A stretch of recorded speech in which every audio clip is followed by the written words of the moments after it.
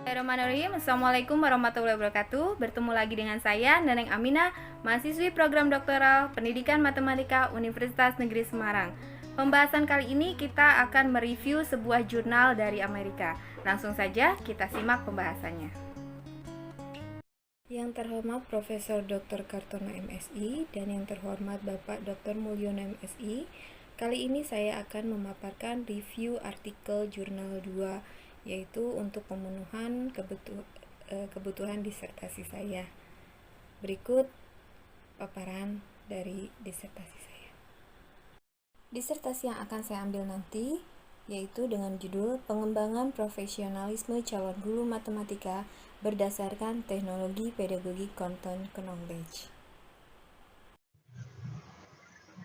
Rumusan masalah yang akan dilakukan pada penelitian ini, yang pertama adalah bagaimana persepsi mahasiswa tentang profil guru yang memiliki kemampuan teknologi.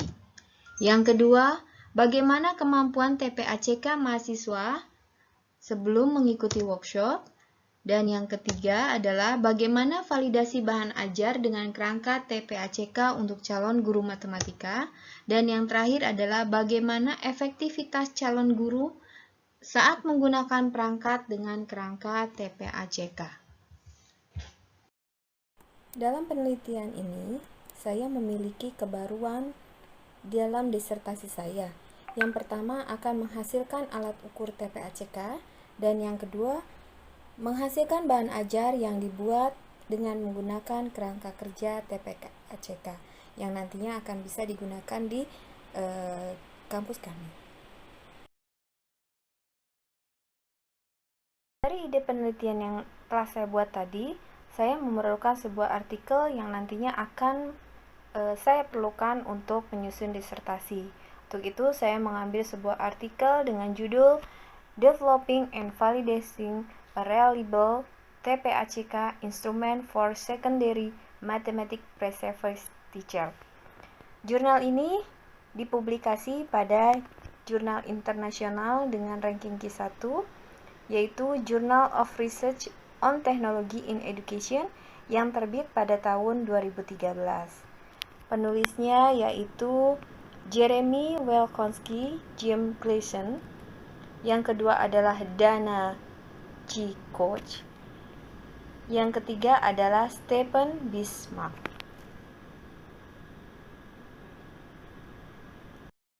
Berikut adalah tampilan dari jurnal tersebut.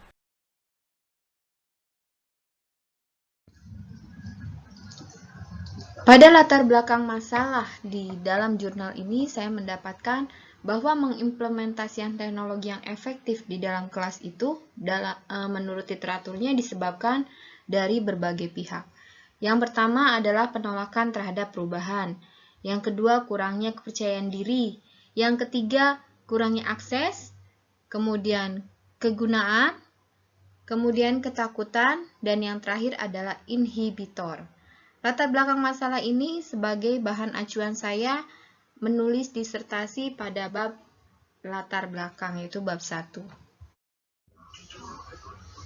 Pada kajian teori jurnal ini, saya mendapatkan bahwa teknologi knowledge dalam matematika menengah memiliki dua kategori. Yang pertama, kategori terhadap perangkat lunak matematika yang dinamis, misalnya GeoGebra, Geometer Sketchpad, dan lain-lain. Kategori yang kedua yaitu yang mencangkup adalah perangkat penghitung, spreadsheet, serta papan tulis interaktif. Kajian teori yang kedua, teknologi content knowledge dalam matematika menengah, itu mengacu pada pengetahuan bahwa penggabungan teknologi secara fundamental mengubah matematika sehingga dapat dipelajari oleh siswa. Yang pertama, perangkat lunak matematik dinamis mengubah ruang kelas menjadi laboratorium. Teori yang akan saya ambil di sini TPACK menengah. Secara internasional, banyak penelitian yang menunjukkan bahwa siswa lebih banyak belajar matematika dan mempelajarinya lebih dalam dengan menggunakan teknologi secara efektif dan tepat selama mengajar dan belajar matematika. Hal ini banyak diteliti oleh beberapa peneliti, diantaranya Barkatsas, Kasimatik, Gialamas tahun 2009, ada juga Dor dan Jangor tahun 2000, Duda tahun 2011. Pada kajian teori keempat ini, pastinya akan saya gunakan untuk dalam disertasi saya digunakan untuk di bab 3 karena sangat penting sekali, yaitu yang pertama, hasil penelitian dari Young dan Saker menyimpulkan bahwa instrumen tidak terspesialisasi untuk TPACK guru matematika menengah. Kemudian, beberapa penilaian data untuk para calon guru menengah dasar itu menggunakan berupa survei. Kenapa berupa survei? Karena manfaat menggunakan format survei adalah untuk mengukur self-efficacy pada calon guru dan pada guru untuk mempengaruhi apakah mereka bisa atau tidak bisa menerapkan teknologi untuk mendukung pembelajaran di kelas. Hal ini banyak diteliti oleh beberapa peneliti, salah satunya adalah Bauer dan Stephen tahun 2011. Pada review jurnal ini ada bab yang sangat tertarik untuk pada disertasi saya, yaitu pada bagian metodologi penelitian. Ini akan saya masukkan pada bab 3 di disertasi saya. Pada metodologi penelitian berfokus pada pengembangan dan validasi survei khusus konten yang dapat diandalkan untuk populasi yang diamati, yaitu guru matematika sekolah menengah. Kegiatan yang dilakukan yaitu survei terhadap guru dan melakukan validasi perangkat.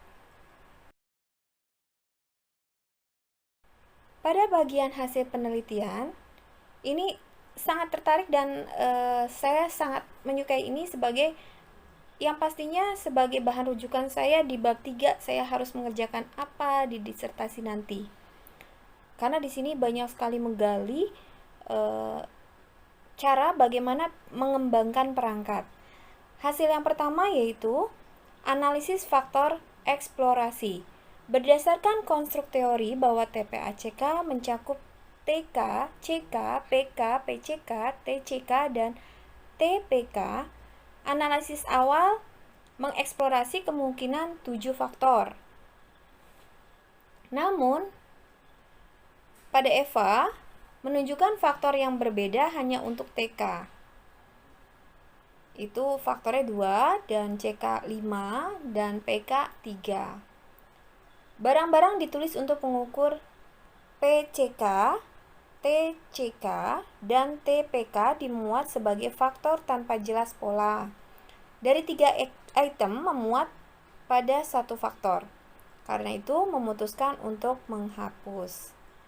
Item PCK, TCK, dan TPK dari sisa hasil analisis meninggalkan pengukuran untuk dikembangkan. Hasil penelitian yang kedua yaitu di sini menganalisis faktor kormasi dan ukuran keandalan internal. Untuk menyelesaikan instrumen, peneliti melakukan CFA menggunakan struktur 4 faktor dan termasuk semua item dengan loading faktor lebih besar atau sama dengan 5%. Selama analisis, peneliti memantau sejumlah indeks dan statistik. Ini menurut Thomson tahun 2004. Menunjukkan indeks kecocokan CFA ukuran statistik keterkaitan tertentu untuk khusus jenis instrumen dan chi-square signifikansi statistik tes tidak bernorma. Untuk itu ini sebagai bahan dasar, ini harus bagaimana melakukan penelitian nanti. Kesimpulan yang didapat dari temuan ini yaitu yang pertama adalah hasil penelitian ini menunjukkan seseorang yang mahir instrumen untuk pemantauan mengukur sekunder matematika, penilaian diri, PS, TK, PK, CK, dan TPK, ACK.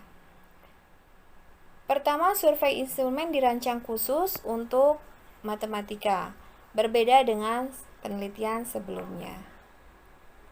Penelitian ini unik karena fokus khususnya pada generasi berikutnya, yaitu calon guru matematika.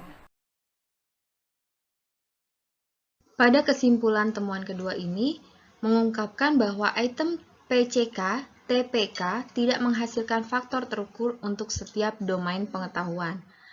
Sehingga temuan ini memunculkan masalah dengan mencoba mengembangkan instrumen yang dapat mengidentifikasi domain pengetahuan yang saling tumpang tindih antara kedua kategori untuk sekunder guru matematika.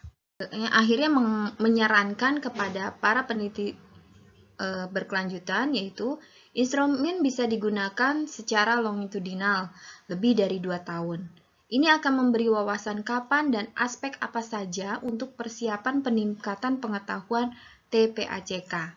Yang kedua, di masa yang akan datang, desain penelitian metode campuran lebih kuat.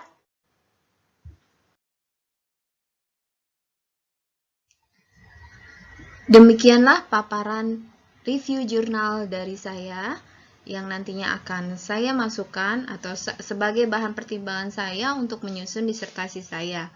Mohon maaf jika ada kesalahan. Demikian, wabillahi taufik wal hidayah. Wassalamualaikum warahmatullahi wabarakatuh.